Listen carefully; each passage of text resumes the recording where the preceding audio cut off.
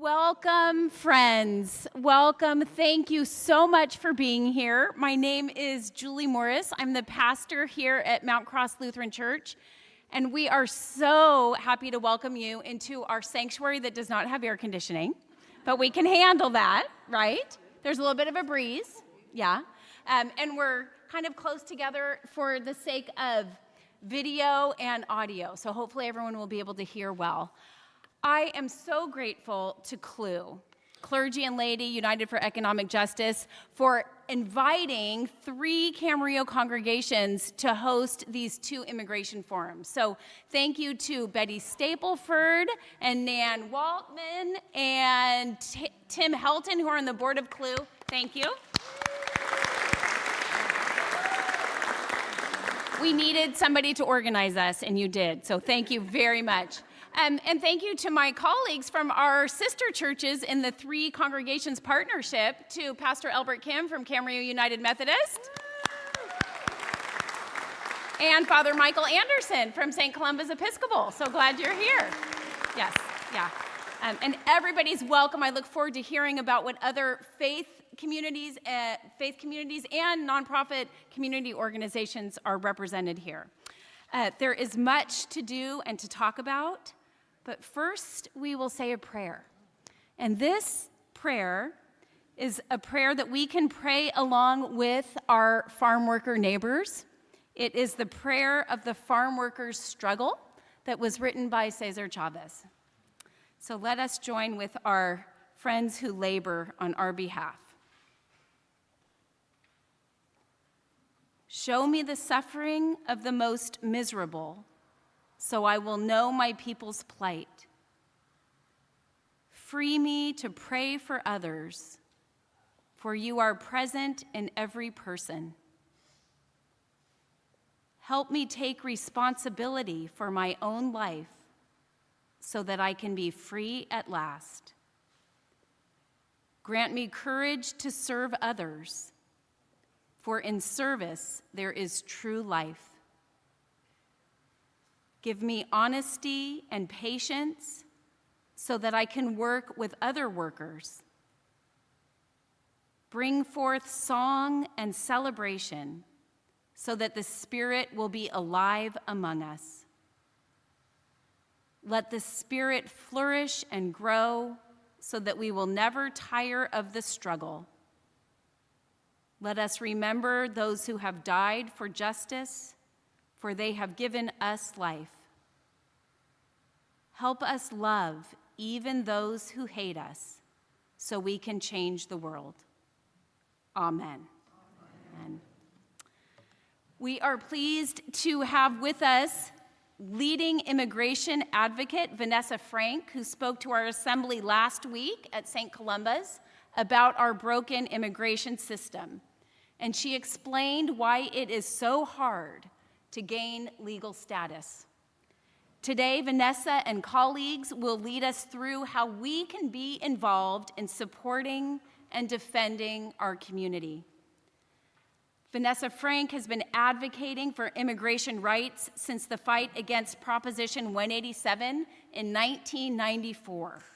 And for the last 16 years, she has run her own law practice while serving as a consultant to the range of government, nonprofit, and advocacy organizations on the Central Coast. This year, Vanessa founded Mariposa, an advocacy and legal services nonprofit dedicated to training first-generation young adults for legal and advocacy careers while providing top-quality services to our Central Coast families. Among her many volunteer roles in the community, Vanessa is legal director for Swap Meet Justice, which you will hear about shortly. Vanessa will be emceeing our panel today. Vanessa, welcome.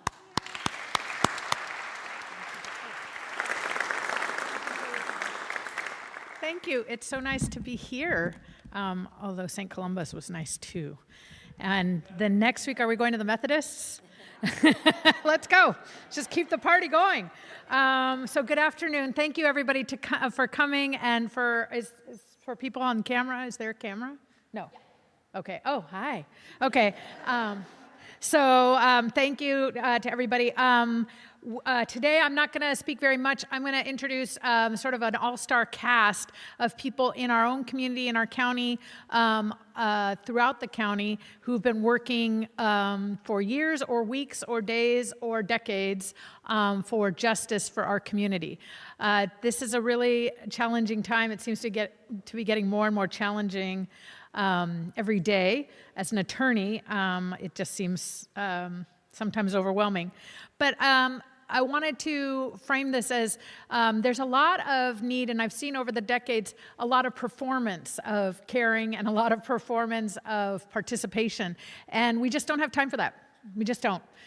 There are so many ways to get involved, and I ask that each of you think about what your own skills and talents and time and availability is, and just do something, but actually do something, and whether it's make a donation or volunteer or give an hour a week or 10 hours a week or quit your job and just do this 60 hours a week. I'm not saying what is the right answer for you, but do find something you can actually do. There is no time for people to just perform caring anymore. We need to actually do it. So get creative, get out of your comfort zone, make a new friend, and get involved. Hopefully, a lot of the people here, are friendly. I don't know all of them, but a lot of them are friendly. I'm just kidding. No, they're obviously really, it's a great group of people. You will be very glad to make some of your best friends, I think, from among the people that are presenting here today or the people that they work with regularly. And then my final thought on this is that speaking to this idea of performance, I've been talking to a lot of people who are not necessarily aligned or people who are just not super informed, and they are like, well, if this is so bad, where's the protest? Like, I don't know, like, is it bad? So all the more reason that you need to get out and get vocal. Bring a friend, loop somebody in, really have that good conversation with somebody in your life and open a door to them to then get involved. Because we really need all hands on deck, and we really need people to understand that the stakes are just really, really high at this time, both for individual families, but also for our nation as a whole. So please get involved. So with that, I will introduce our first speaker. I am very proud to introduce Paulina Betancourt. She is a sophomore at Oxnard Middle College High School. She's a 10th grader. And she has been involved in this work since she was a 9th grader, if not before. She's a member of the National Merit Society and the Yearbook Club at her high school. But additionally, she's been working every month at Swap Meet Justice in Oxnard. She started out preparing people's citizenship forms and green card renewals and DACA renewal cards, but that was not enough. It was only once a month. So she has gotten involved in the regular group called Youth Right to Rise, which is helping folks throughout the community to understand their rights and to prepare their families. So without further ado, I will welcome Paulina. Come on up.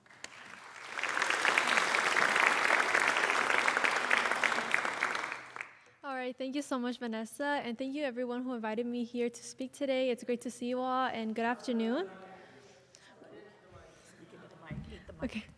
Okay, there we go, that's better. Okay, so once again, hi everyone, it's good to see you. Good afternoon. I'm really thankful for this opportunity and to be spending here time on this lovely day with you all. Again, my name is Paulina Betancourt, and I have been a member of Swap Meet Justice for over a year now, and I'm also in the group called Youth Right to Rise, which is under the larger organization Mariposa. And in this group, we just educate another on the latest immigration news, and a lot of the information we learn correlates back to Swap Meet Justice, which is why it's so great and empowering. Today, I'm going to give you a more in-depth tour to Swap Meet Justice regarding its history, how you can join the coalition, and the resources we offer to our community. All right. Swap Meet Justice leads California with bringing citizenship, health, and social resources to its community members at no cost. We want to emphasize this feature because Swap Meet Justice is truly there to help mentor its community members or simply answer any questions that they have. Uh-oh, a little too quick here. Let's slow that down. Okay, that's better. An overview of the service and this event is that Swami Justice occurs on the last Sunday of each month, and it is held at the Oxnard College, specifically in front of the gymnasium. At this event, we have 30 partnered organizations with trained professionals who are happy to help you regarding any questions you have or mentoring, as I mentioned earlier. This little village provides a comfortable space where people can make connections, talk among each other, and learn about the resources in Ventura County and Oxnard. Once again, this is at no cost. Now, as for the more legal side of Swami Justice, we have lots of resources such as DACA renewals, green card renewals, the citizenship applications, also referred to as N400, and fee waivers. These are typically done by immigration attorneys such as Vanessa Frank, and we typically have around 3 on hand, but we also have college students and high school students such as myself who have been trained to fill these out. There is a meeting at 8:30 in the morning where we learn these hands-on skills, and there's also one online. And a great aspect is that we always have binders on hand if we ever want to go back, refer to that information, and really retain it for future consultations. And then for legal consultations with agencies, we also have private attorneys that will help you with identity theft, family law, taxes, and more. And another great feature that we have here at Swami Justice is an expungement clinic, which is staffed by the Ventura County Public Defenders. So here in this image, you can see our front desk, which says Swami Justice, and you can easily identify us with these bright yellow t-shirts. They're so bright. Okay, and then as for other resources besides the legal side, we have health ones, which are staffed by Westminster, and that is a primarily youth-led group. Here we have blood pressure testing, blood sugar screenings, there's a vision clinic, and seasonal vaccinations. And then there's medical signups and a variety of family support services like financial planning, utility help, and even disability resources. So it's all focusing on diversity and meeting the needs of our folks here in Ventura County and Oxnard. Since Swami Justice prioritizes its community and wants them to feel as invited and comfortable as possible, we have 2 Mixteco interpreters on hand. A lot of our community members and attendees speak Spanish, but we do want to value those who speak Mixteco as well. And therefore, we have 2 Mixteco interpreters that are always happy to help their clients. And the feature that I love about it is that they have this welcoming game. It's a bingo game where you go around to 10 different organizations, you collaborate with them, you come back, and then you can win a prize. And although those prizes are like more for small kids, it just reminds you that although you may be coming to the Swami Justice feeling concerned or anxious, that there's opportunities to have fun, whether it's grabbing a little snack or connecting with people. It's just great to see. As for opportunities, we have hands-on career training for young individuals, college students, and high school students. We fill out citizenship applications such as that N400. I filled that one out about 3 to 4 times with my peers and also independently. It's honestly great being able to do this with my community members. It makes me feel very professional at this young age, and it's just a great resource. If it weren't for these amazing individuals who notified me about Swami Justice, I wouldn't be able to have these skills and know about the greatness of Swami Justice. And then some other tasks that we perform are interpretation and outreach. I have passed out flyers at the swap meet and just connected with individuals. Now, as for the history of Swami Justice, it actually began in 2018 with only a few tents. Here in this image, you can see that there's 3. And as I mentioned in the beginning of the presentation, now we have 30. It doubled by 10, which is a lot. But it goes to show how reliable those resources are and how much the people really love it. Now, it started to help green card holders apply for their citizenship. That way they can be fully participated in their civic life. And then in 2022, this expanded. In this image, you can see there are definitely more than 3 tents. And since the people really liked the services they offered, they started spreading the information about Swami Justice by word of mouth, and then it just began growing and growing. And then before you know it, we have this lovely community that we see on the last Sunday of each month. Who does Swami Justice serve? Swami Justice serves around 700 individuals from Ventura County, since it's in this location here in Oxnard at the Oxnard College. A lot of our attendees are immigrants, farm workers, or small business owners, and it's great to see them there to know that they're taking advantage of all of these resources. And then Swami Justice serves around 100 volunteers each month who are passionate to help our community and learn more about what's out there. Here we have an image. It's a family asking about utility assistance. Now, I wanted to talk a little bit about my experience joining Swami Justice. It has allowed me to make connection, learn hands-on skills, and also be exposed to valuable opportunities. Ever since I joined Swami Justice, I feel that I've been getting closer to people at my school, such as Kelly, Simone, and Melanie here, and also Kel, which attends a school in Ventura. It's great working amongst people who have similar interests as me and who are all so kind. And then for the hands-on skills, I learned how to do the N-400 application, also a green card renewal. And then one of the lovely opportunities that I was invited to was this little meeting with Chief Benitez and Mayor MacArthur regarding this immigration incident that occurred. It was a great experience because I was able to ask questions and altogether learn about an incident and how to just grow from it.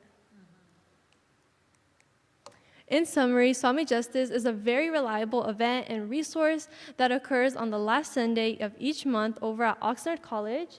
It has been recognized by the Latino community, Board of Supervisors, and even some of our state legislators for its leadership. So there is a certificate that it has been presented with, and it is also partners with Cal State Channel Islands and UCSB. Okay, now for you guys, in order to get involved, you can join our coalition by being a volunteer. All language abilities and ages are welcome. The more diversity you have, the better, and we would love to see new faces. You can become a partner by emailing michelle@swamijustice.org, become a sponsor, so you can be recognized as part of our growing Swami Justice community. You can email nan@swamijustice.org for this, or you can simply donate to our website, which is swamijustice.org. Now, I have these flyers. They're in the back table over there, and they state the upcoming dates of the Swami Justice fairs at the top, and then it has an overview of the resources that we offer, both immigration and everything in general, such as this mobile library. Thank you so much.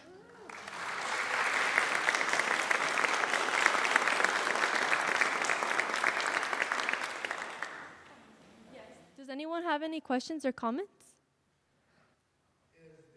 Oxnard College site exempt from ICE rates?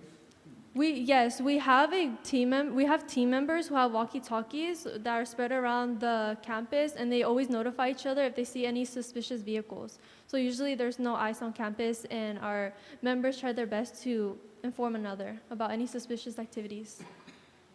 Thank you.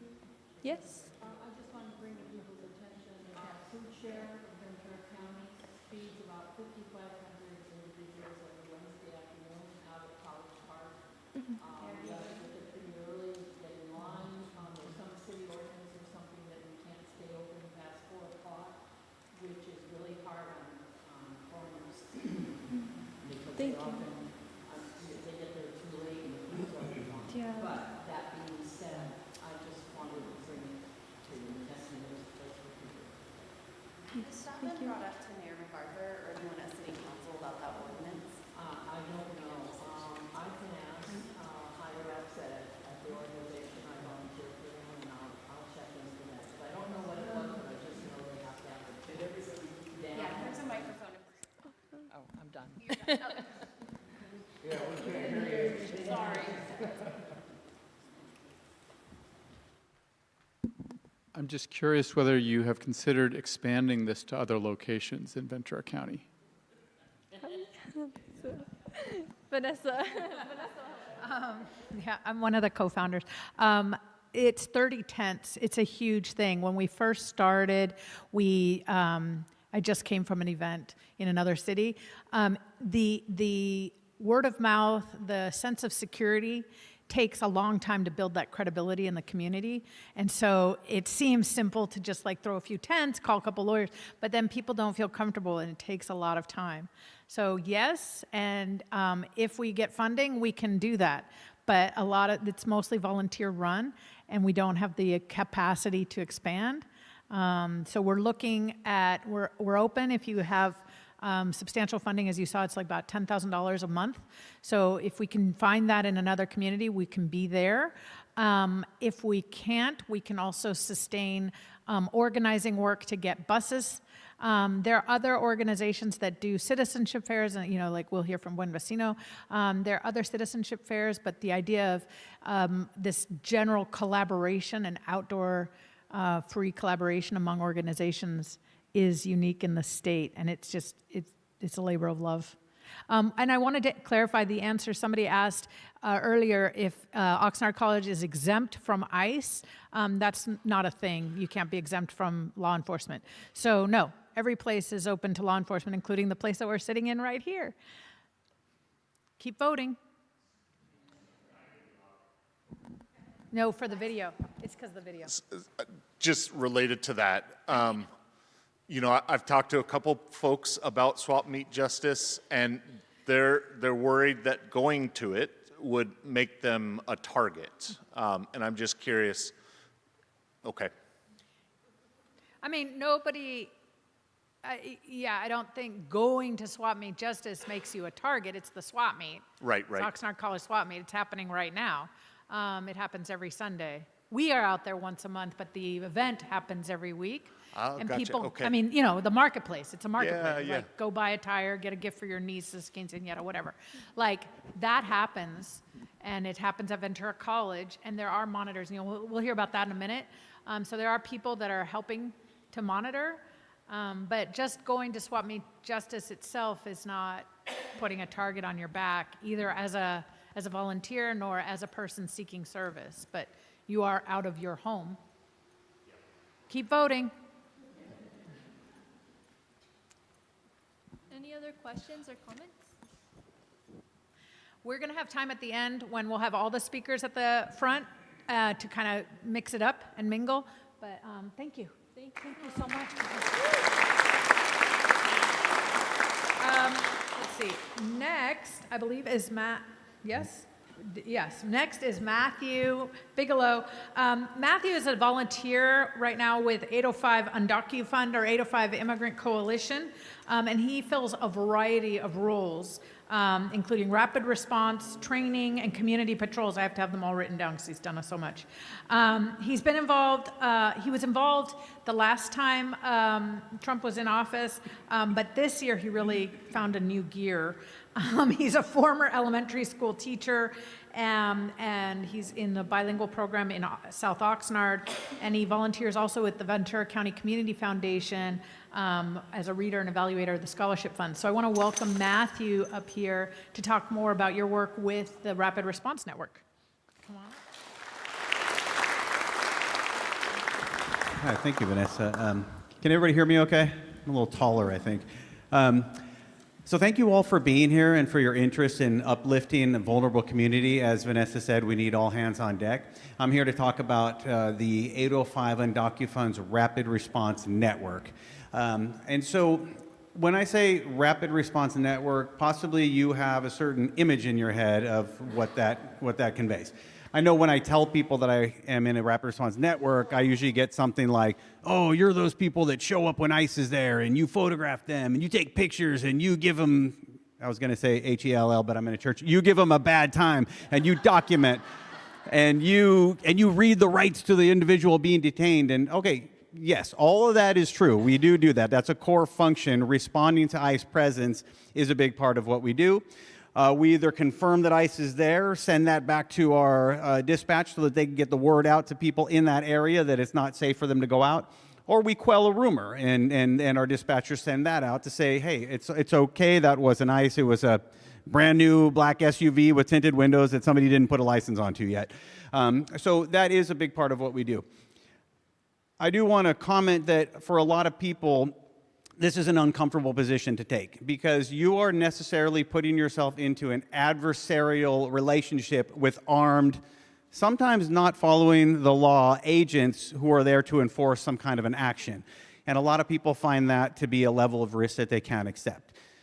Now, when I first re-upped with 805 and DocuFund back about 6 or 7 months ago, this was basically what we were doing. We were showing up, we were telling the person being detained their rights, trying to keep the rest of the community safe, documenting, taking pictures, taking videos, so on and so forth. Here's the thing. We did all that. We gathered a lot of data. Yeah, oh, wow, great video, nice job. But at the end of the day, there's a family in crisis now, a family who has had a member detained, maybe the breadwinner, maybe the person caring for the children, maybe the person providing transportation, maybe all of those things. And we realize, my goodness, it's not enough for us to show up and just document what's happening and try to read the rights real quickly to a person being detained.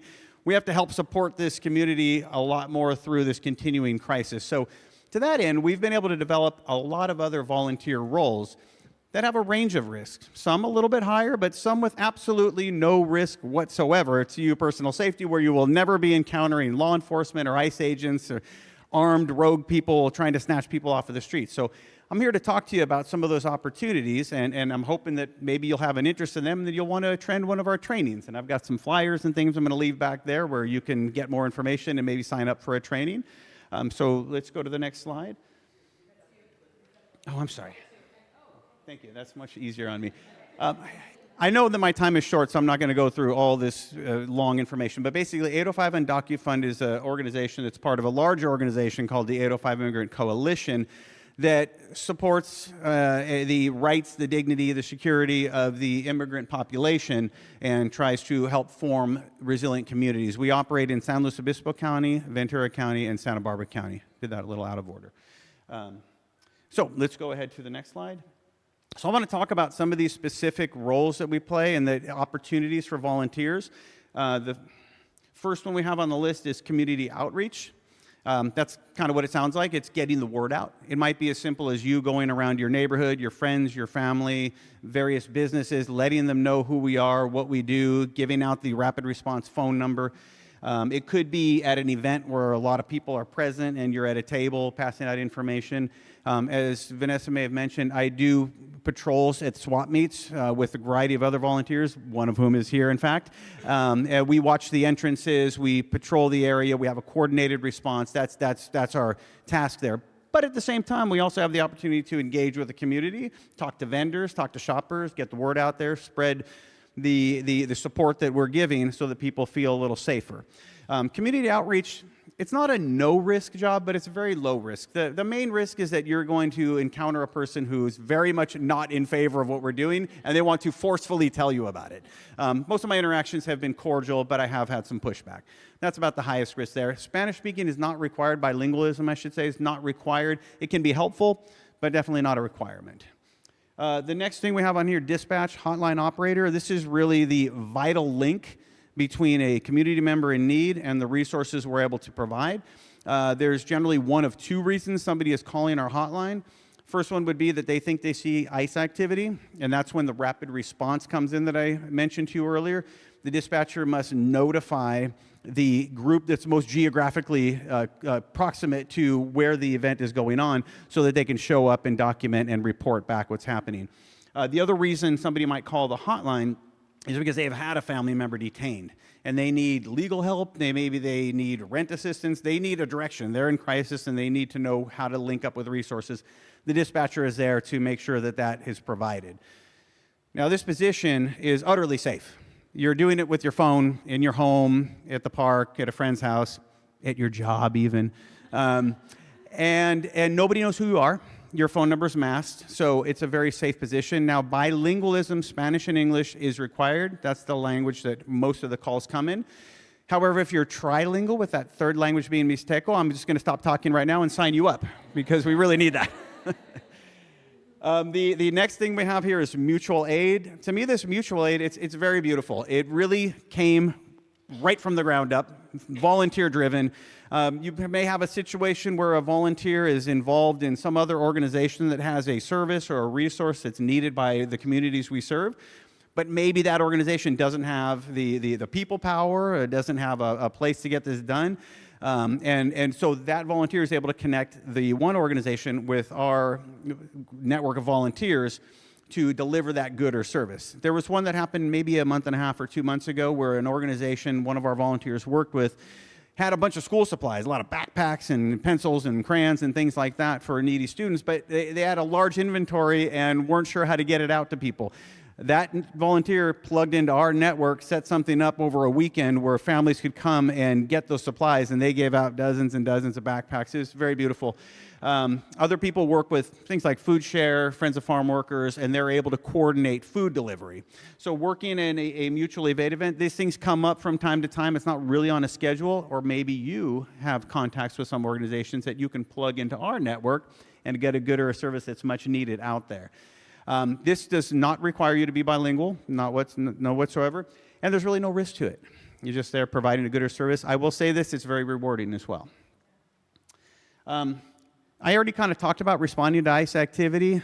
So that's the classic, kind of the rapid response when you show up and you document what is happening and try to minimize the damage being done, or you simply report back to the network or to the dispatcher, hey, nothing doing here, and they can send the word out to the community that it's calm and they may come out into public and feel safe.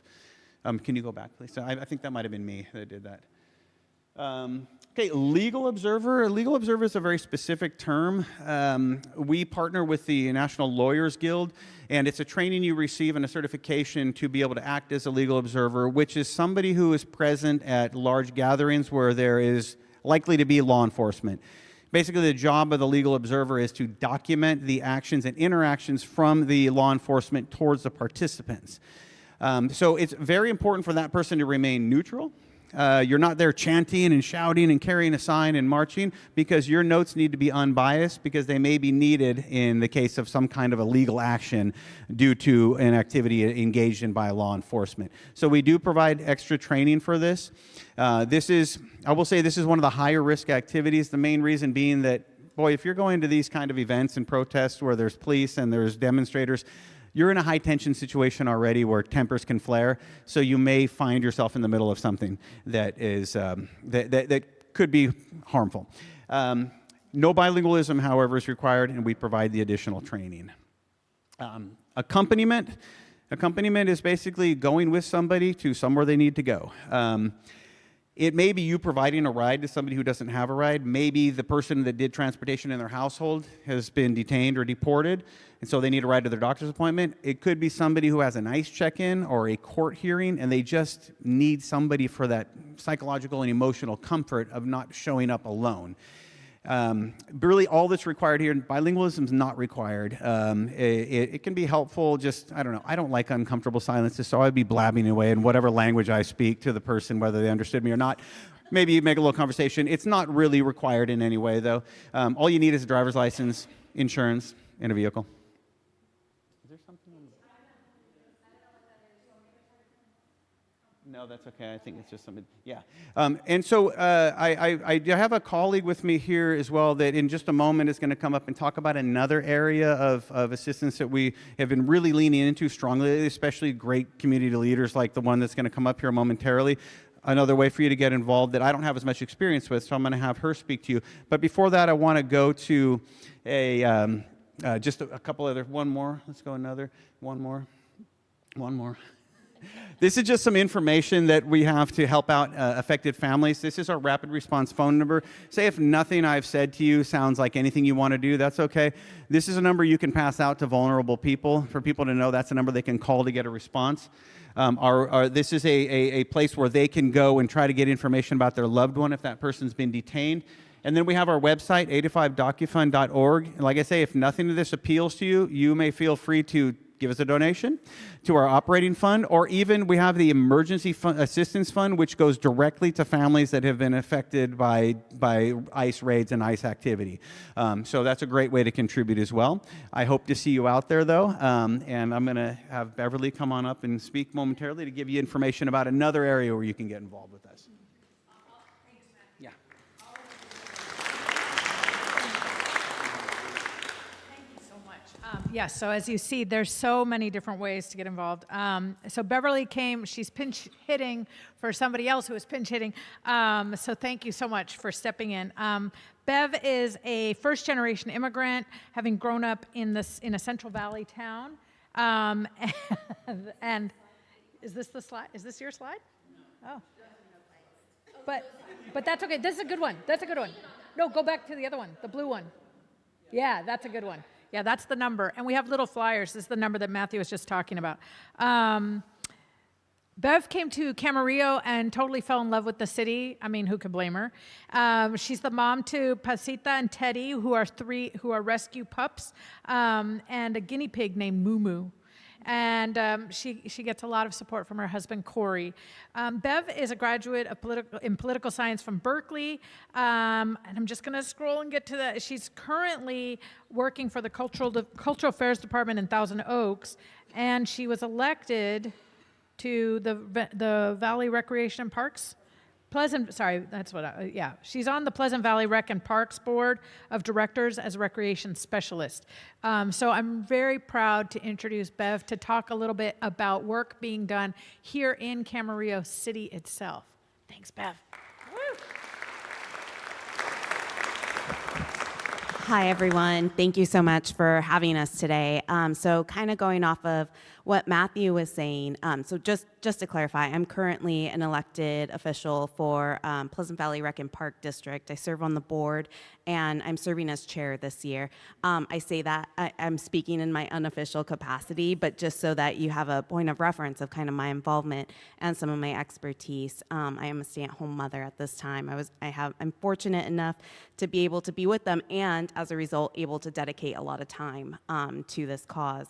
So I got involved about, back in June, late June, over at the United Methodist. There was a training there that was offered, and I can tell you that changed everything for the city of Camarillo. Our pod came from there. So I stepped up and said, I'll put it together. We'll do something because it is so needed. And the reason why it is so needed in Camarillo is we are at the central point of all ICE activity.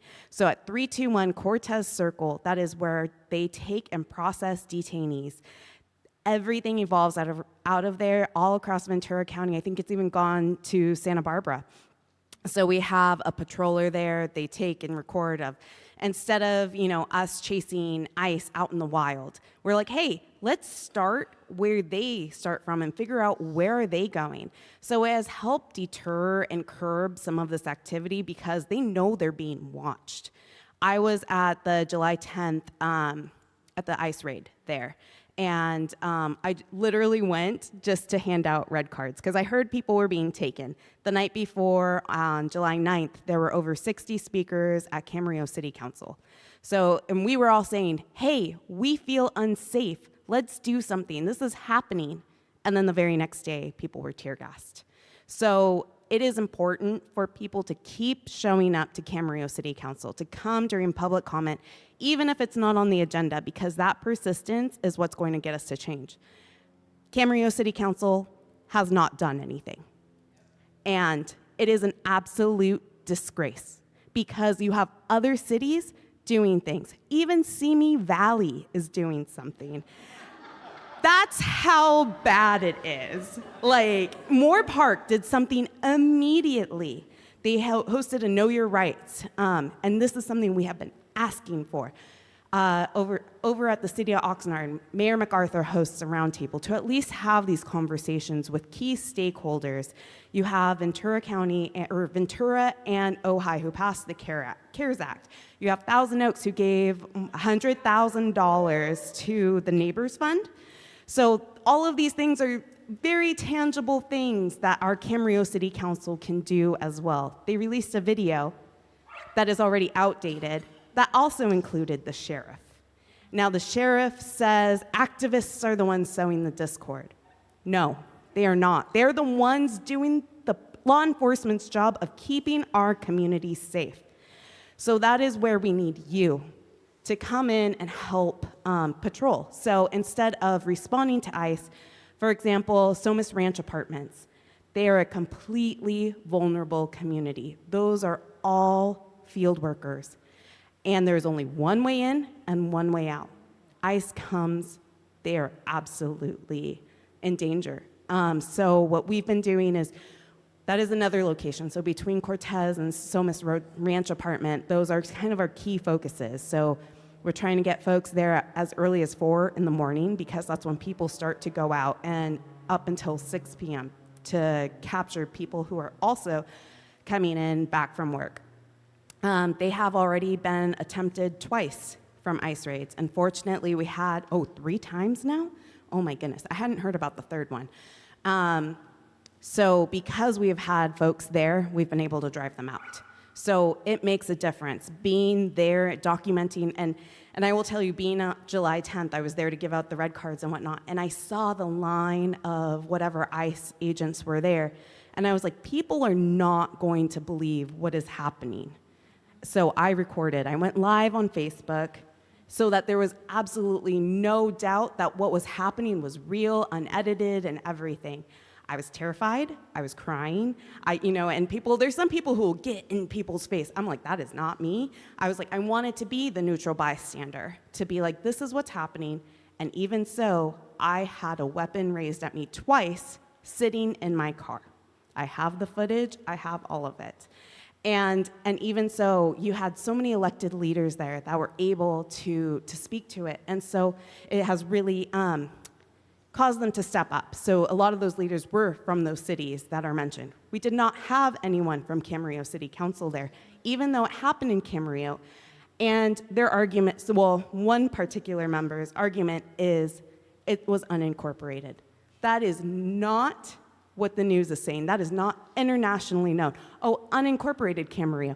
No, the takeaway is it's Camarillo. These are our neighbors, these are family, these are friends, and this is why we need your support. So patrolling is one aspect. Every single thing, you have a place within 805 Immigrant Coalition. There's something you can do. My mother-in-law is a long-arm quilter. She created this beautiful piece. You have people that can do fundraising, even if you're on social media and you're keeping an extra eye out of like, hey, I saw this. Each one of us is connected to different people, holding those conversations, just being the eyes and ears in whatever capacity you can. Please help us. If you have any questions, especially here in Camarillo, to get involved, please reach out. I'm happy to answer any questions afterwards. So thank you so much for your time.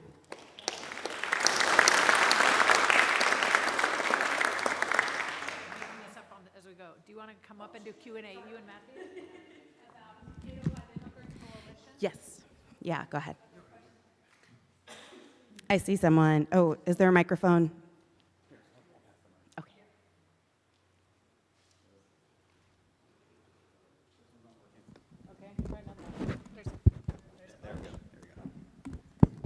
Back. Hello.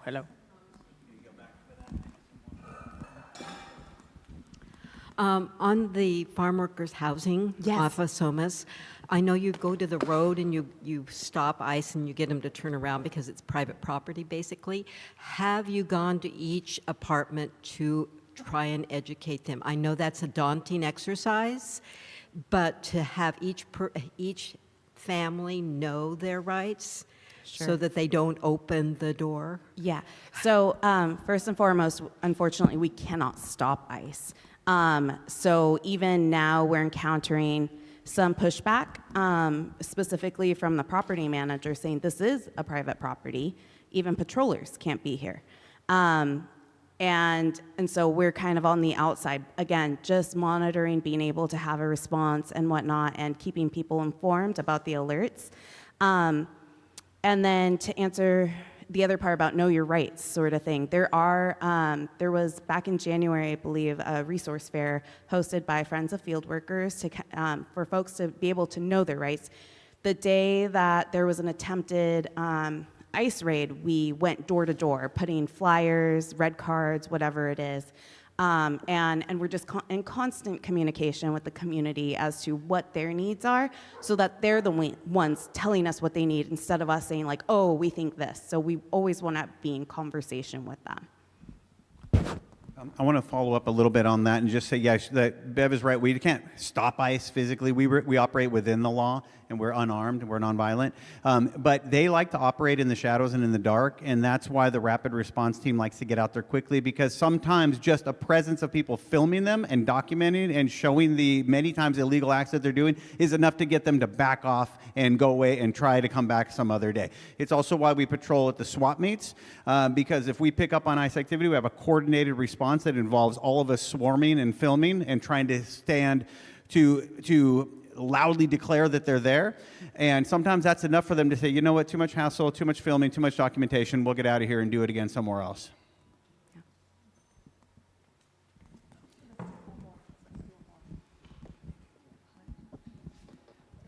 What would be your dream for what you would like the City Council in Camarillo to do?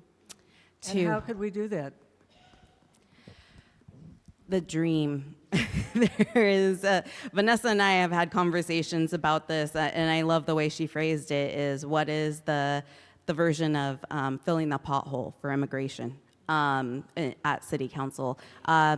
I think one of it goes back to what the other cities are doing. It's being able to have the resources available, a comprehensive resource list, because what is there is very sad.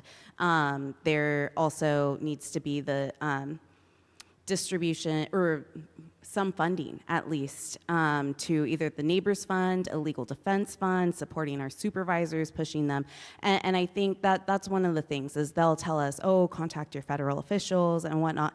And that's, yes, and we are doing that. Of course we're doing that. But what we're calling on is action from them. And you know, it's like, oh, our hands are tied. No, they're not, because there are other cities acting. So if you can email them, have private conversations, if you have relationships with them, I have relationships with them. So I am advocating in whatever way I can.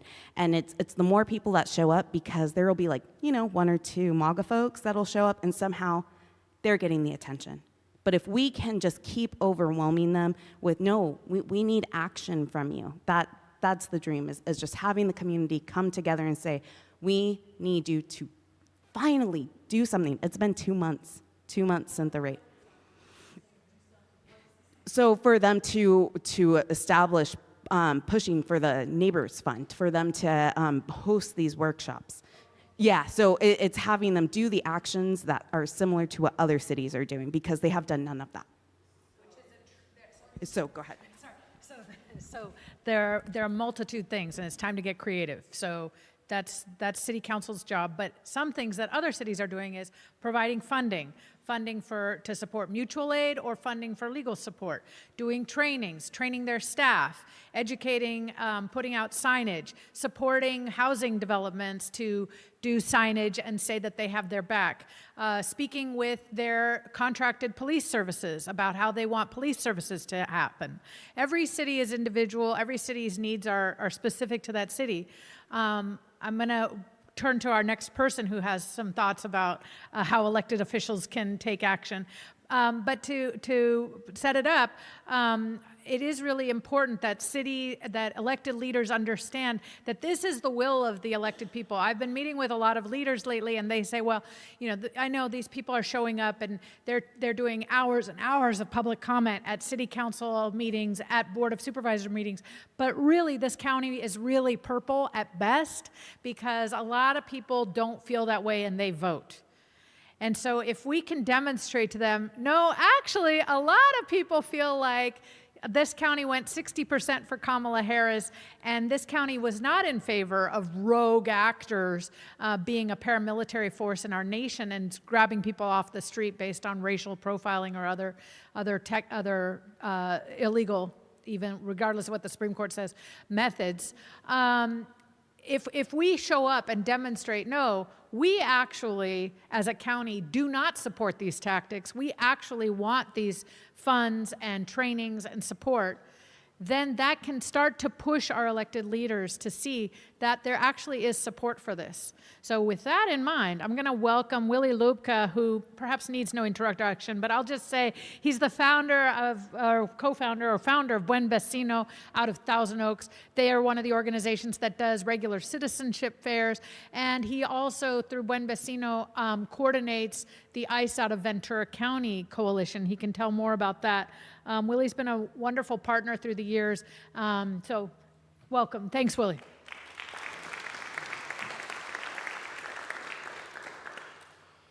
Good afternoon, everybody. Thank you to CLU for organizing this, including my former minister, Reverend Betty. Great to see you. And somebody said that they love the city of Camarillo, and I find it a wonderful, charming. Oh, you don't hear me? Okay.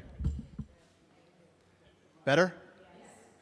One of the reasons to love Camarillo is that Reverend Julie Morris is here.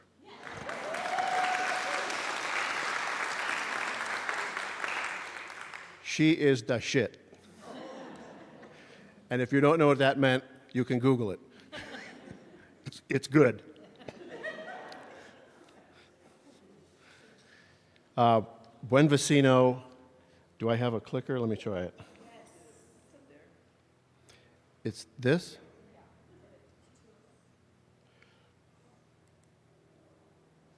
Nope, that's not it. Thank you.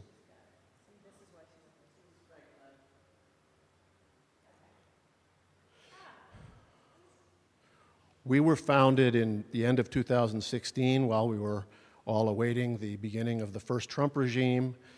When we came together, it was a group of neighbors living in Simi Valley, Moore Park, and Thousand Oaks.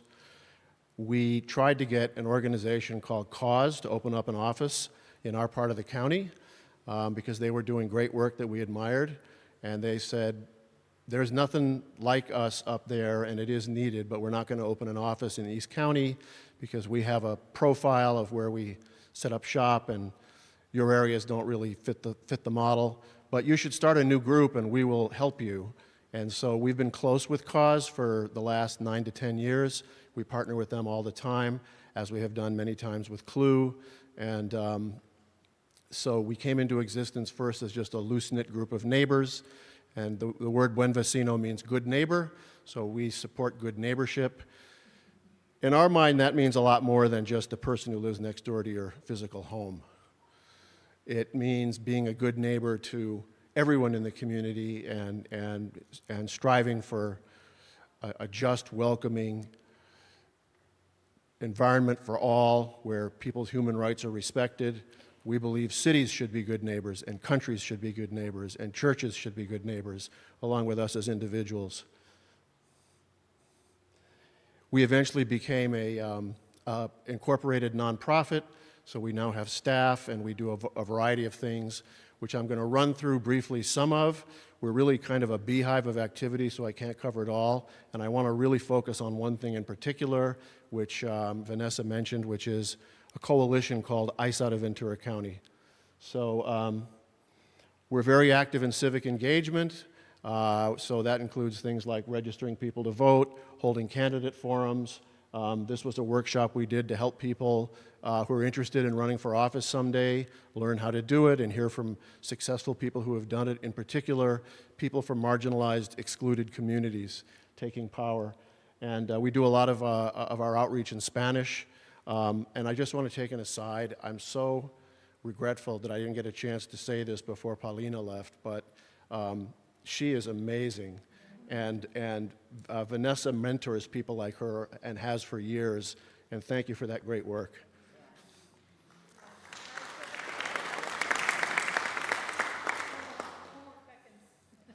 This is a workshop we held recently with a bunch of our folks, including one of our founders, Amy, who's sitting in the back. A retired Newbury Park High School teacher who's now become an anchor member of our group.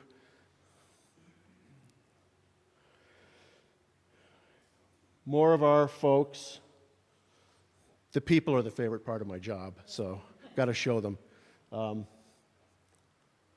We also are active advocates of affordable housing. We helped create a coalition in the Conejo Valley called the Conejo Housing Coalition.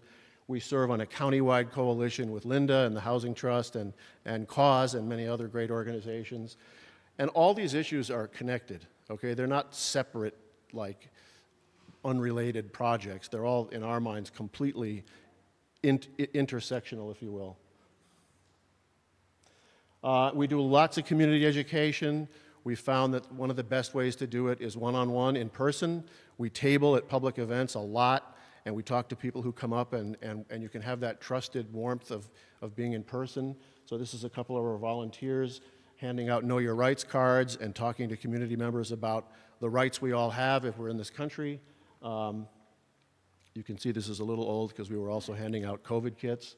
And we do workshops like the ones that are shown here all the time. And I mentioned this one called Humanizing Deportation. It's an incredible archive of testimonies of the personal life stories of people who have been deported from all over the United States, and many from around here and from around California. And we did a workshop with them a couple years ago at Cal Lutheran, and we're just getting ready to organize another one at Cal State Channel Islands. So sometime in the next few months, this group will be back here, and it's a very powerful archive of stories and testimonies. Oh, I just want to mention about the Know Your Rights training. This is Tom Homan, who is the head of the Trump regime's mass deportation project, complaining about Know Your Rights education and claiming that migrants are getting too educated, and it's making it harder for him and his folks to do their job. So for all of us on the ground, that's like, wow, we're going to double down.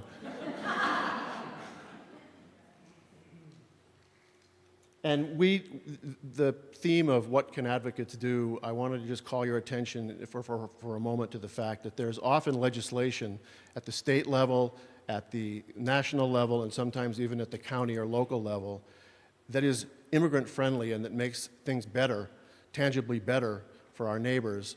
And our voices, sending letters, making phone calls, going to meetings to express support for some of this good legislation is really important. And these are just two examples of things that are pending now. The session in Sacramento is just ending. And right now, after a long season of advocacy and lobbying and showing up, we're to the point where things are coming to the governor's desk. And he either signs them and they become law, or he vetoes them.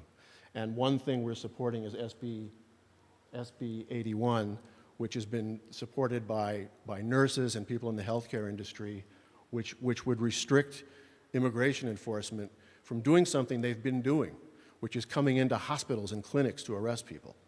So please express your support to the governor for SB 81. Sign it. And there's a lot of other bills that are coming.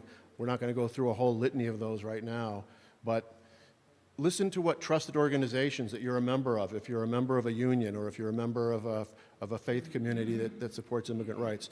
Okay, I'm getting the flashing light symbol. So several years ago, the main thing I'm going to close on is a few minutes on something called the Truth Act Forum and on the ICE out of Ventura County Coalition. In 2018, Ventura held its first event, which is a public hearing called the Truth Act Forum, where the sheriff is required by law to disclose details of his cooperation with ICE. Many counties in California don't have Truth Act forums because their sheriffs do not work with ICE at all. Our sheriff has made the decision that he should continue collaborating with ICE as much as he's legally allowed to do so. We strenuously disagree and think that even though he may have good intentions, he's causing harm. It's unjust, it's cruel, and it causes community distrust toward him and his department. It's a misuse of our tax funds. It's racist. There's a lot of reasons why we think it's totally inappropriate and harmful for the sheriff to have any connection to immigration enforcement. Just think about the difference between the sheriff's job and ICE's job. They have two different jobs. Police are supposed to protect us and keep us safe. Us meaning all of us. ICE is here to damage and harm us. That's their job. By the way, it's worth taking a moment to reflect on the humanity of what they're doing in our county. They are causing deep harm to families that is going to take generations to heal. They're harming our neighbors. The sheriff shouldn't work with them. He does. So every year at the Truth Act Forum, we mobilize community members to show up, and not just to protest, which is fine, but to educate, to enlighten, to try and explain to him, you've got it wrong.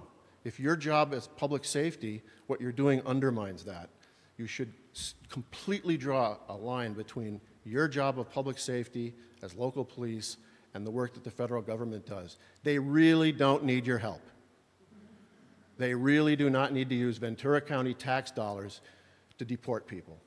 The federal government has plenty of money to support doing that without you. So the Truth Act Forum for this year is coming up on September 30th. There's 3 events I want you to know about. September 30th, it's a Tuesday. The Truth Act Forum is scheduled at 6 o'clock at the Government Center. We have flyers in the back. It's scheduled at 6 o'clock at the Ventura County Government Center. There's also accessibility through Zoom. And we're going to have a rally beforehand starting at 4:30, and we just lined up the danzantes, so don't miss the rally. It's going to be amazing. The sheriff will have to give the details on how many people in the previous year of 2024, which means in the last year of Biden, how many, next year it's going to be more. But every year, the report at the Truth Act Forum is for the previous calendar year, so he's going to give details of that. And I'm asking everyone, come and with compassion explain to the sheriff why working with ICE is the wrong policy, and he should end that. He should listen to us and end that. And he needs to hear from people from every part of the county, of every age, of every race, of every language. And we're going to have, I said there was 3 events. The Truth Act Forum is on the 30th. By the way, the ICE Out of Ventura County Coalition has 30 organizational members all across our county. And if you're a part of an organization that's in sympathy with this cause of separating police and immigration enforcement, let me know. You can join the coalition. You can come to our meetings. You can contribute to our work. So we're also going to have 2 webinars the week before the Truth Act Forum, which we're calling Teach-Outs. They'll be held on Zoom, and we'll explain the law. What is the Truth Act? What exactly does the sheriff do? What does he not do?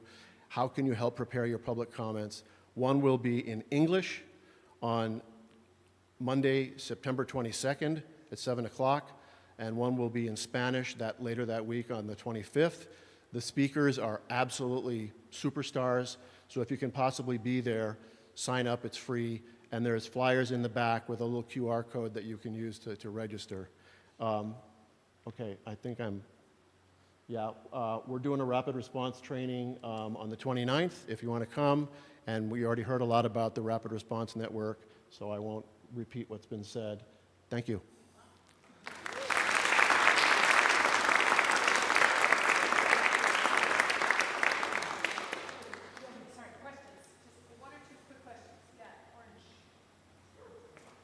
We like orange. I know, yeah, we do. Thank you. Does this work? It's on? Good. Maybe I should, oh, okay, I'll sit down. How's that?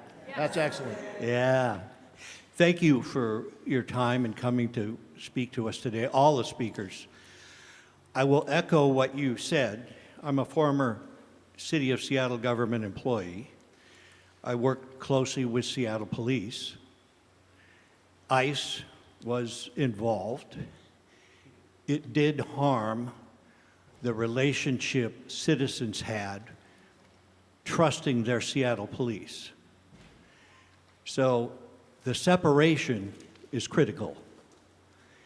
Now, the other thought I have that may be helpful to all of us, if we're going to speak to the Camarillo City Council elected representatives, you have 3 minutes.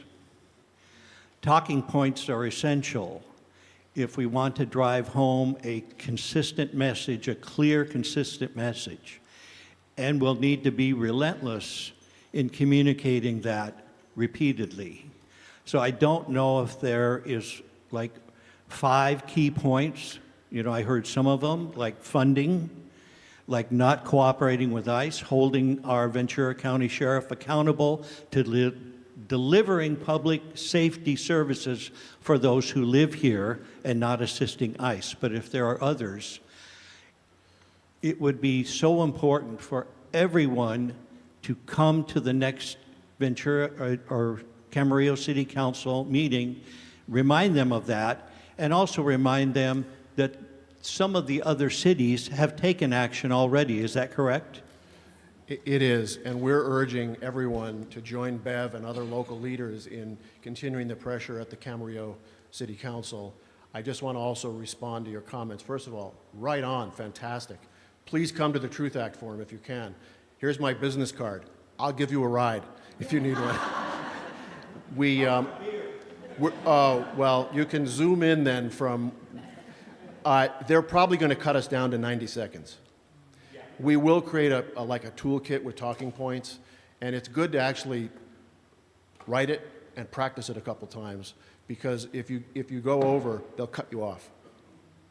Yes? Yeah, just to add to that, I think I'm loud enough. They're online. Hello? Yes. Just to add to that, what you were about to say, you can go there and you can submit your paper to talk and then yield your time to somebody else. So even though they're cutting that person off, then you yield your time to that person and they can continue. And I've spoke many times at the city council, and the great thing about it too is they can't argue. They just have to sit there and listen to you. So I've actually pointed the finger at several city representatives, and they can't do anything but sit there and listen, and their colleagues as well. Thank you guys so much. We're going to have, thank you, Willie. We're going to have, we've got 2 more presenters. Roll with us. I want to invite the Reverend Dr. Betty Stapleford, who definitely, I mean, has been fighting for civil rights for a couple of years. If you know her, you love her. She's in purple all the time. She's a minister, Unitarian Universalist faith, and she's going to talk to us as a co-founder of CLUE and for your work going out to Adelanto as yet another avenue of advocacy. Thank you. I grew up in Atlanta, Georgia, so I will not speak quite as quickly as some of the other people have spoken, but I hope you'll recognize my time. I'd like to let you know something that has changed my life, and that's not being overly dramatic. When I first came to Ventura County, I'm a veteran of the civil rights movement in the 60s. If you can figure that out, I hit my 41st birthday last year for the second time. But in any case, I came to Ventura County, and I'm looking around, and I live in Thousand Oaks. I mean, everybody's fat and happy there, don't we? We know that, right? So I'm looking around, what is there for me to do here? Well, it didn't take long for me to find out that there were lots of other rabble-rousers like myself who were out there, and I became a member of the CLUE board, and I've been there ever since. Because the CLUE organization, and I'm the clergy part, we're Clergy and Laity United for Economic Justice, and I always tell people the J is silent, because how would it be if you said you were from Cluj? That doesn't sound very good. In any case, when I started looking around, I said, well, what is my role? What can I do here? And I tried lots of things, and then about 15 years ago, actually someone who is related to Willie Lubka, his wife, Lisa, introduced me to Adelanto. Adelanto is a detention center. There are close to 200 of those centers around the United States. Adelanto happens to be the closest one, but it's about 2 hours drive from Thousand Oaks. But I found out that people were sent there from all over the country And here you see the sign, the City of Adelanto. And I put this up here because you see what it says underneath that sign? Okay, unlimited possibilities.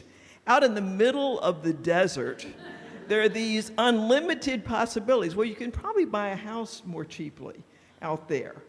But what they really have out there is a huge detention center, the Adelanto Detention Center, and they can house 1,400 people in the main building, 200 or 300 in the side building that was originally for women, and now they've taken over the Mountain View facility because they were put out of business for during COVID, because they weren't doing well by their detainees. They were subjecting them to all kinds of medical difficulties, not giving them any medical treatment, and housing them in places where once one person got COVID, everybody got COVID. So they shut them down. Well, so they started bringing people into Mountain View as detainees could come in there, and they'd had no restriction. For many years, we tried to get them shut down. The chances of that happening in recent history, probably negligible. If you had a facility that housed 1,400 people, you could move them all in there. And here's the really sad part to me. These facilities, at least 60 to 70% of them are run by private corporations. They bring in billions of dollars every year by all these facilities that they run. But the reason that this changed my life was that I became a visitor. First through Lisa's leadership, and then I took over her role, taking people to visit with these detainees. We had to close down our operation during COVID, but now it's back up and running again. I took a group this last Tuesday to Adelanto, and let me tell you what that goes like. Number one, you show up after having driven 2 hours out in the middle of the desert, and you go to the desk and you say, I'd like to see such and such a person. They spend a lot of time not being able to find people. That's become more serious now than it was before. I went on Tuesday, and it was even more difficult. They used to have lockers for us that we could put our things in. Now you have to leave them in your car. The lockers are still there, but you can't use them. We used to be able to get a tiny little piece of paper that they would give us and a golf pencil to write down any notes. Can't do that anymore. So basically, these people are in a facility where there are no programs at all. They have a tiny library. They have a picture of it in the front lobby where it looks like there must be plenty of other books. That's pretty much the picture of the whole library that they've got there. Individual detainees may lead Bible studies or other things, but they can't, and you can't take anything to them. You have to send it from Amazon or some other place where they have books that can come in. And so somebody said, well, can you take this and give it to? No. Telephones are very limited. They used to have Chromebooks that some of the people could have. That's very difficult. If you want to send them any mail, you have to know their bed number, including whether they're upper or lower. And they change that on a regular basis. So finding out where they are so that you can visit. We went with 4 people this last week. For the first session, only one person had anyone that was on our list, and we have a pretty comprehensive list that was available. So one of our members, one of our people got to visit with one person. For the second meeting, all 4 of us got to speak to one person. And here's what the conversations go like. Hello, I'm Reverend Betty. I'm here because I care about people who are in this facility. We don't try to teach them what we think We want to really find out about them. And here are people, and there's the mistaken idea that people only are in there for maybe a week or two. The people that I went to see before COVID, most of them had been there for at least 2 years, had not been able to get in touch with family for the most part. I was the only visitor that some of those people had ever had. And that was true of the other people in our group. So we go there to say, there's somebody out here who cares. There's somebody who wants to know about you. And then you just invite them to ask questions, or you ask them questions, and you find out who they are. Well, and there's 2 ways of doing this. I am of the opinion that I should go to see the same people every time, because then you form more lasting relationships. Some people say, well, I want to go see a lot of different people because some of those people don't get visitors. Well, you know, we have to make the choice that works for us. But the thing that has happened in my life is I've continued the relationships with those people. I'll tell you one very short story. One was about a young man who had been, in his teenage years, had been in with a bad crowd. He had participated in an armed robbery. No one was hurt, but because he was from this group that had committed an armed robbery, he then went to prison for 24 years. He was from Mexico. I don't need to tell you that people from Mexico get longer sentences than other people. But in any case, I met him, and they have three colored suits, by the way. The blue ones, and those for asylum seekers. The orange ones, and those for kind of moderately okay people, but not quite kosher. The red ones for really dangerous people. I met with all 3 of those kinds of people. They're human beings. They're people who want the same things that we want. So as soon as he got out of prison, he was picked up immediately by the sheriff, put in this facility, and he had been there for close to 3 years.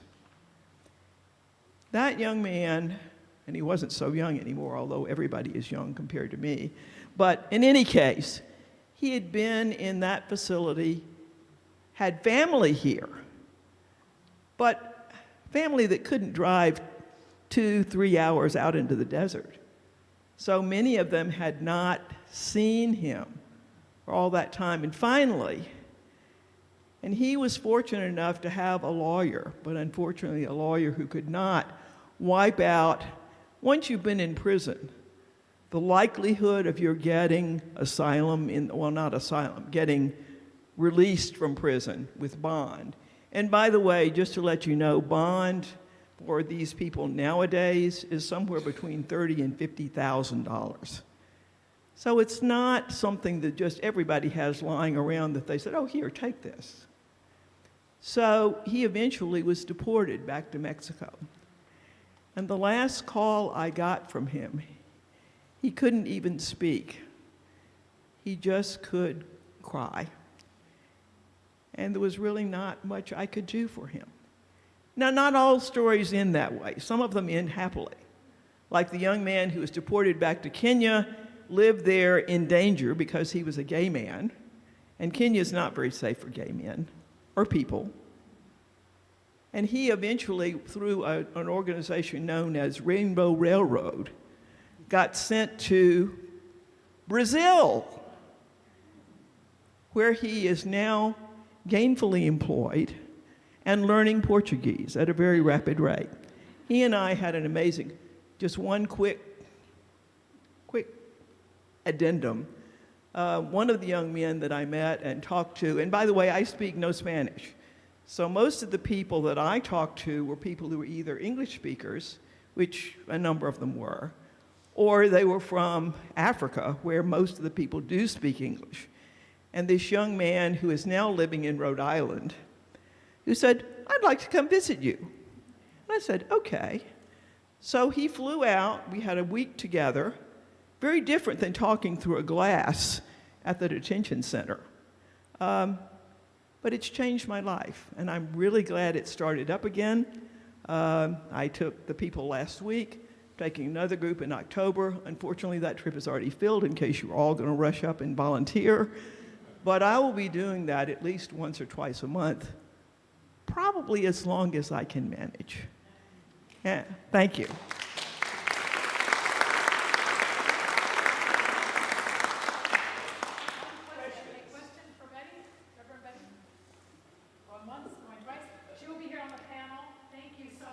Thank you.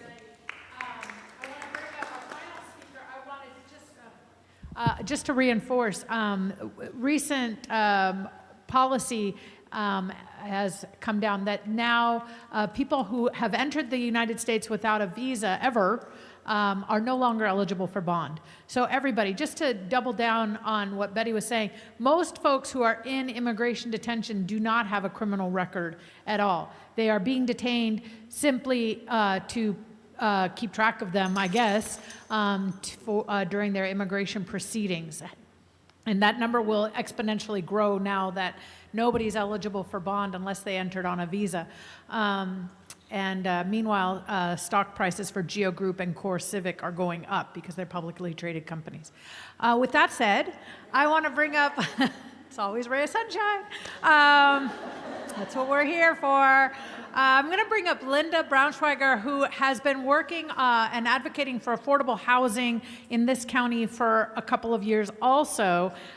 She is tireless when it comes to all sorts of affordable housing, particularly farm worker housing, which is why we want to bring her up today. So take it away, Linda. Thank you so much.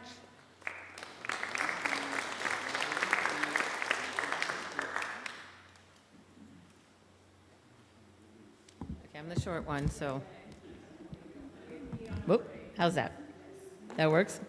Nothing like being the last one when you're all going, we've heard everything.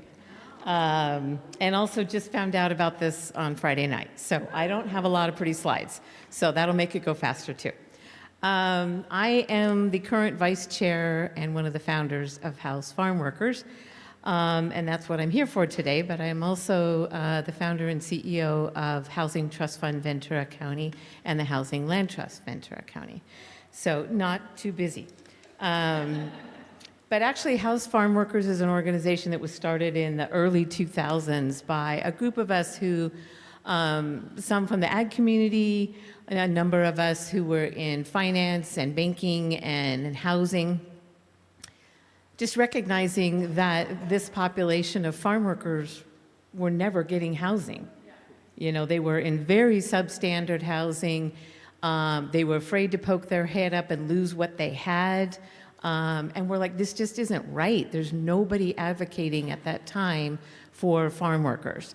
And so we decided we were going to have this little get-together.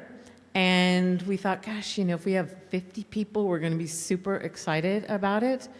We had over 100 show up. And these were folks who were city council members. These were county government members.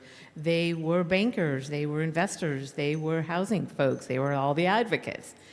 And it became a clear kind of change in thought that affordable housing, I mean, I could go for days, and of course I won't, is really important, and farm workers can qualify for affordable housing.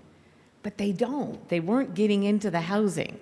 And so it was really important, we found, that we advocate specifically for units and developments for farm workers, because housing is the linchpin to a person's longevity in life, to their safety, to their dedication to family. We all know, sitting around this room here, and I'm assuming most of us all have some form of housing, that that is where your safe space is. And farm workers just didn't have it then, and a lot of them still don't have it. So we started this group, and we have city groups in most of the cities. I've chaired the Camarillo one for 800 years, and I've tried to pass it off many, many times. So the Camarillo one is probably a little less active. So if somebody's feeling like that's a calling that you have, please talk to me. But we have very strong committees in Oxnard, Ventura. We have a so-so group in Moore Park, definitely a strong one in Santa Paula and Fillmore. And what these groups do is they advocate at City Council when there's discussion around affordable housing and make sure that the voice for farm workers and the ag community, so we maintain this beautiful ag community that we have, is heard. And so over the years, House Farm Workers has been able to really support that, and we've had lots of successes, which I guess the website isn't on there, and I don't know, housefarmworkers.org, I think. I'm sorry. But really, that is the focus of our House Farm Workers group. I wanted to share a couple of things. We are currently finishing up, the last couple of years, doing a House Farm Workers study. It's something that Ventura County did 20 years ago to really determine what the need was.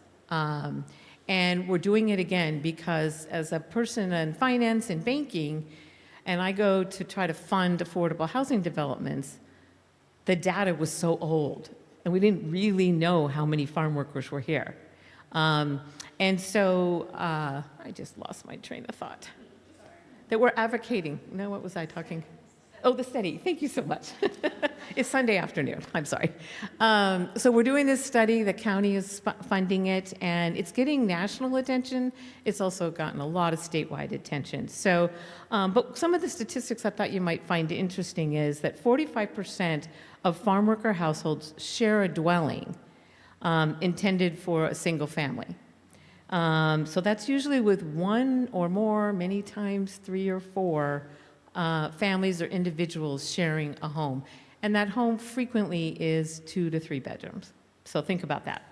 45% of our farm worker household, 48% of farm worker household income, this isn't reading right. I got notes, sorry. Farm workers are spending 48% of their income on housing. And if you know the national average is supposed to be 30%, here in Ventura County, most people are paying somewhere between 35 to 40 to 50% of their income. So on average, farm workers are paying at least 48% of their income. Very important. We are definitely hearing of a decline of farm workers coming to this community or willing to work in this community because of all that's going on that we've heard from all of our advocates here. So I won't spend much time on that. But through our organization and many others that we collaborate with, we have seen the success initially of Somas Ranch. And my organization, the Trust Fund, we funded $2.5 million into that development. There's also Cypress One, which is in Oxnard, which is 153 units for farm workers. It's just being completed now, and lease-up should be, yes, yay, end of this year, maybe first quarter next year, and there'll be a second phase that's coming as well. We did $1.5 million there. College Community Court is in Ventura. It's 57 units. It's under construction, and it's an interesting model because it was a church. It was the Methodist Church that had property, and they were sort of underutilizing their property, but they wanted to maintain their church, and so they worked with an amazing developer, People's Self-Help Housing Corporation, to find a way to incorporate housing that benefited the community but maintained the church and its mission. So something else that's fascinating, I think we're seeing changes here. It was brought up, let me wrap up real quick, that 10 minutes goes fast. Somebody asked about SOMAS and what we're doing there to assist the residents. House Farm Workers does do Know Your Rights workshops, and we have done a couple of them. I know you have been involved. And just, again, making sure that the residents there know what their rights are and how to get help. Nothing more than that. But there's definitely concerns, and I can address that in other questions later on if you want to, but the identification of a significantly affordable farm worker development is putting a spotlight. And so we've got to figure out how we work around that. So I will leave that, and happy to answer questions.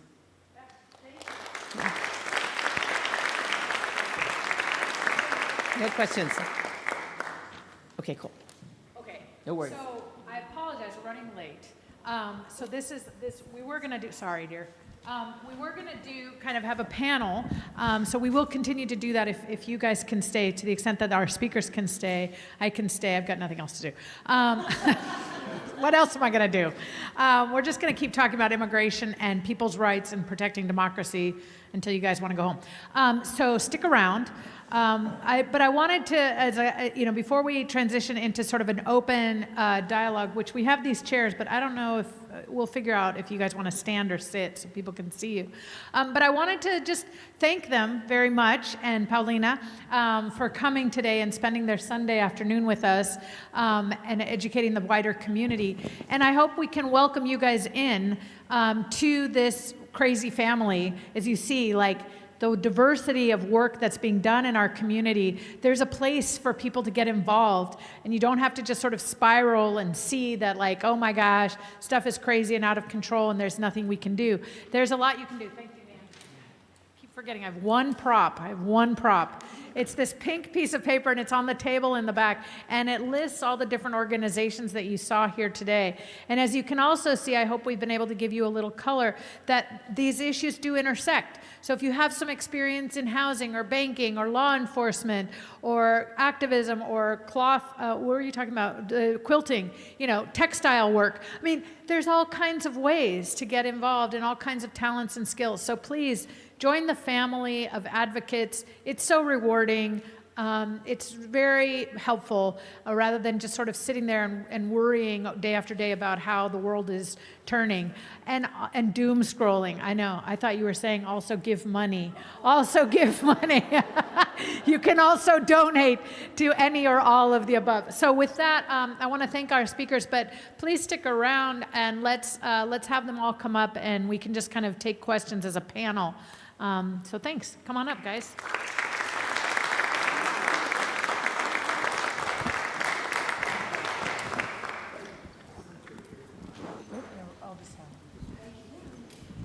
Here, Beth, let me ask. Maybe one question just to get us fired up is, what do you think would be the most useful way for, like, locally, how do we get, what do you think is the need right now locally in terms of advocacy, or what would be the most helpful to do at the local level? I'll start because I think it was hit upon here in Camarillo. Those of you who support this work need to be speaking up at City Council, because Camarillo is an amazing example of fearfulness on their part of not being reelected. And so if they don't hear for those of us who live in Camarillo that this is important work and we believe in it and we support them, they will continue to be quiet. And just to go off of that, every second, fourth Wednesday at 5 p.m. is when City Council is there, and you can email them at any point. This next City Council meeting, I can't think of the date for the life of me, the 24th. Thank you so much. 5 p.m. Where is it? 5 p.m. at Camarillo City Council, 601 Carmen. And it's right there in the corner. And again, any questions, I'm happy to answer. I'll actually I'll grab a clipboard and you can write down your information and I'll reach out. Earlier, it was asked about, consolidated points. If you go to Camarillo Cares on Instagram, that's where most of the information lives, there will be consolidated points that can be brought up. So, and again, happy to email that out to folks too whenever that becomes available. Now, I don't want to speak to say what's the most important need to do right now, because there is so much of it and it's out there in a great quantity. However, all of you have your own particular set of interest, background, experience, and skills, and I guarantee you that you can bring that to bear on any number of needs that are out there that will make a direct impact to uplift a vulnerable community. So you may have heard that in November there's going to be an election. I can't, because I'm a 501c3, suggest how to vote, but please vote. Please vote. And encourage family members and neighbors to register to vote and get out and vote. And then do the same in next year's election. There's going to be a primary in June and then a general election in November. And who is in office has a big impact on what's happening, so that's super important.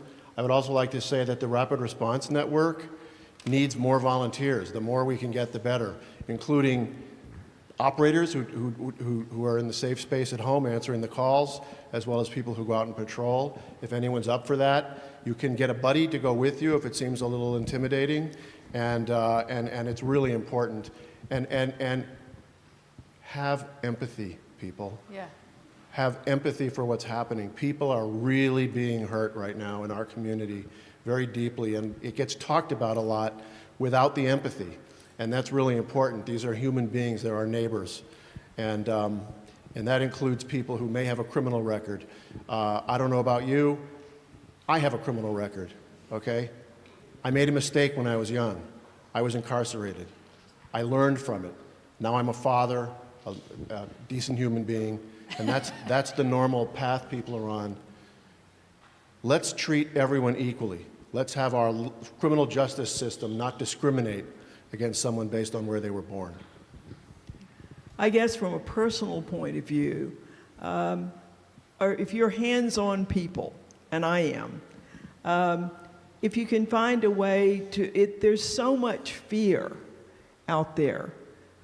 Young children who are worried that when they get home, their parents won't be there when they come home. Older parents who are concerned about their young children who may not have any place to go or anyone to take care of them.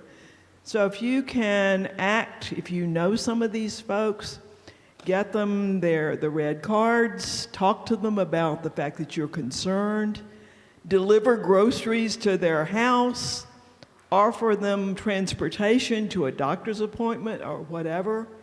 We think that most of these interactions take place in the courtroom. For many people, it's an everyday fear and concern.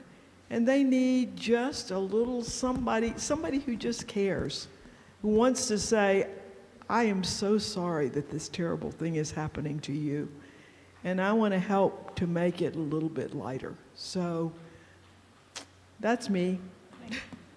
Every single thing she mentioned, by the way, has a role in the 805 DocuFund, so we can put you to work in any one of those beautiful items mentioned. I just quickly wanted to mention that here in Camarillo, there's multiple food banks going on. I personally attend Crossroads Church, and every Thursday night we serve about 75 cars, and we're always needing volunteers because there's a ton of work to do to hand those out and keep those cars moving. Yeah, we've got a little crew back here from Oakview, coming to support our friends in Camarillo and learn from what you all are doing. So thank you to everyone for the leadership that you're providing. Thank you to Pastor Julie for opening the church up for this conversation when our local civic governments are not doing what they're supposed to do, which is host these community conversations. I think part of my question is I hear the immediate need, and I hear that there are many of us who, if you've got extra time, show up, do charity, do justice. So immediate outreach, and then advocacy to undo an unjust system. I'm partly here because I want to know how I want to know, does Ventura County have an interfaith coalition that is meeting regularly to address this issue so that we can leverage our churches all on the same page? And I'm not saying that to make it exclusive to churches. I'm just saying this is the connection and networks that I have, and we expect our churches and synagogues and places of worship to be the moral leaders in these times of crisis. So I'm wondering, where is the power being mapped and the conversation happening to leverage our churches so that we have a unified presentation? Reverend Betty. There is no Ventura County organization, but there are in most of our cities local clergy groups that are getting together. And there's one in Thousand Oaks. I think there's one in Camarillo, right? There's a clue. Yeah. Not really. Okay. There's one in Ventura. There are a number. So what you want to do is look local Santa Paula has an organization. Actually, I think they have two. Actually, Thousand Oaks has two as well, but I only know about one of them because well, never mind. Because they probably wouldn't agree with those of us who are in the one that I belong to. And there's Clue. And there's Clue, yes. So I think you need to look local and find the opportunities that you can. Okay, Terry? So, as president of the Ventura County Interfaith Community, I'm going to address the fact that in the 20 years we have been organized, part of what we do is to build understanding, to build bridges of understanding, and in doing that, we do not apologize, political situations because we want to build bridges of understanding, and some of these things could tear us apart instead of building us together. Now, we can meet on individual basis and post our opinion and have conversations. I understand your point. We need to be standing with each other, and how do we support our community all the way across. Yeah. And I will go back now to say that I am also a registered nurse. And when we have ICE invading our hospitals, invading our clinics, going into doctors' offices that are considered public, then we are causing people to be afraid to get health care. And that is a burden on our whole community, because we may have people walking around, not only will they have distress and need assistance, but their children may, their loved ones may, and they may have an infection that truly could be passed, unlike crossing the border where they don't. And I really appreciate the desire of Interfaith Cable to set a table where a broad spectrum feels welcome. And whether you're a conservative church or a progressive church or, all the different kinds in between, synagogue, mosque, whatever. And at the same time, this is a community crisis that was politicized by the federal government. It's not a political action on our end. It was brought on us. So I would want that conversation to be opened again at the interfaith, the county interfaith community, to say, we didn't ask for this to be political. It was forced upon us. And out of our faith traditions, we are going to offer leadership in this area. Let's have a conversation about how to do that. And I'm a member of the steering committee of BCIC, and they do amazing work. And I think it's always not as out front in terms of the activities, but I think that there are decisions that are made because of our relationships, because we understand each other, and even though we may come from different faith traditions, we do speak a common language in many ways. So. Yeah, I'll just say we are in a church today, and we were at a church last week, and this is CLUE, Clergy and Laity United for Economic Justice. This is the work that CLUE does. So we are calling on people of faith, leadership, and laity to join if you are interested in working on issues concerning economic justice, which is working people's issues, housing, immigration, a living wage, etc. So yeah, thank you. Yeah.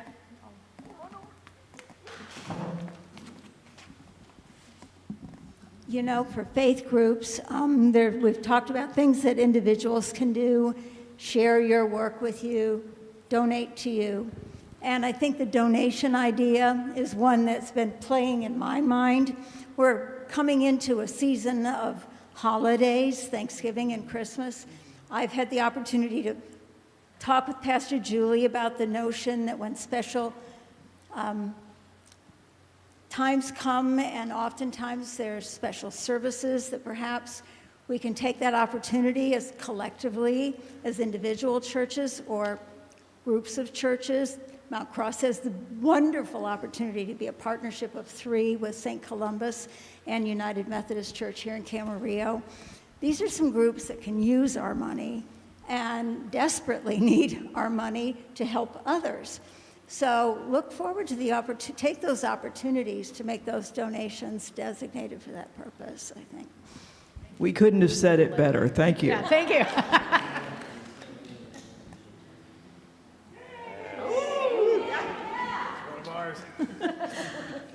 just wanted to say a few words and thank you so much to Matthew for all he does.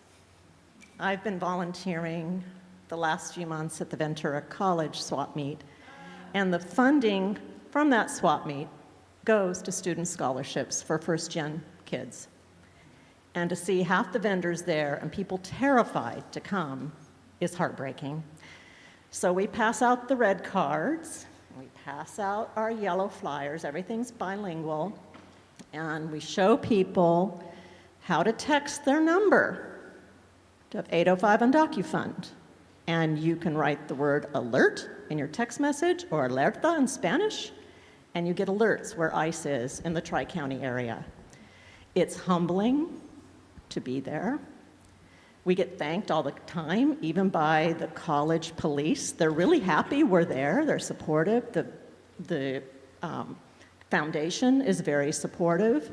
And the vendors are very supportive, and the people visiting. And we get thanked all the time, and it's very humbling because all it is basically walking around, talking to people. It does help to speak Spanish, but it's not necessary, and handing out information and having one-on-one and building relationships.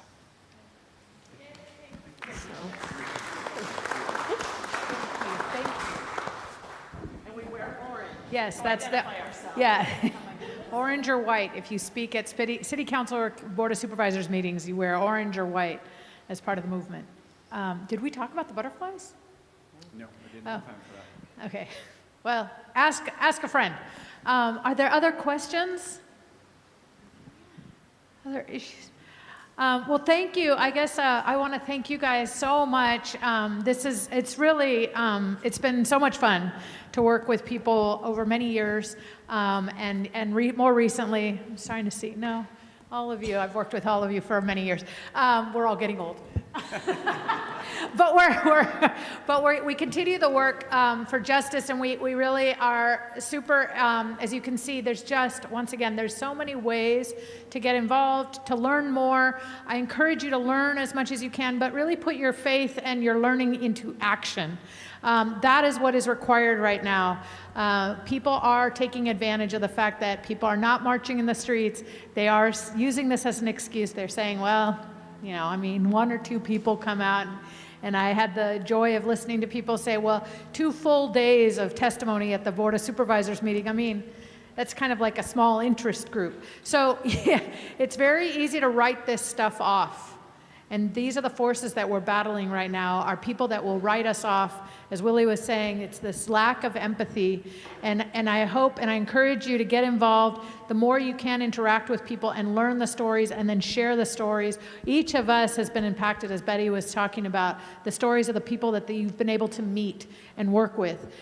There are all kinds of families, all kinds of people facing this. And so please understand that this is nuanced. We're talking about humans' lives, people who have come here in Ventura County. My favorite statistic right now is that in Ventura County, 76% of people who are here in our county undocumented have lived here 10 years or more. So the other side keeps talking about the Biden. I don't know what the Biden. This is 10 years ago, it's 2015. There's no Biden. Stop with the Biden. No Biden. This is people who have been here many, many years. They're raising children. They're raising their grandchildren here. They are working here. They're fighting to have a dignified life. They are members of our family. They're members of our community. They're our neighbors. And they're our friends, and they're part of this movement. Let's all work together. It doesn't have to be like this. It doesn't have to be this way. We really have a great opportunity. It's a beautiful day. In Camarillo, it usually is. It can really be a beautiful community, all of us together. So keep fighting for that vision, hold fast to that vision, and let us know how we can support you. And please support us too in the giving season. Thank you so much. And come to the Truth Act, September 30th, 6 p.m., Board of Supervisors, the Truth Act Forum. Thank you so much. Thank you so much. Vanessa, Willie, Matthew, Bev, Linda, Betty, thank you. Thank you all for being here. If we could, just together breathe, take a breath. We heard a lot, and I know some people started to leave, but take a breath. You know what that is? We're conspiring. We're breathing together. This is a good conspiracy. We can't say anymore after today that I don't know what to do, because we know what to do. The issue for us is going to be choosing what we do. So listen to what landed in you that matches your gifts and your abilities right now, and decide what the next step is going to be for you taking action. Okay? There are cookies and brownies and refreshments for you on the patio. Please refresh yourselves, meet one another, and be nourished for the work ahead, because it will be long and it will take all of us. Thank you.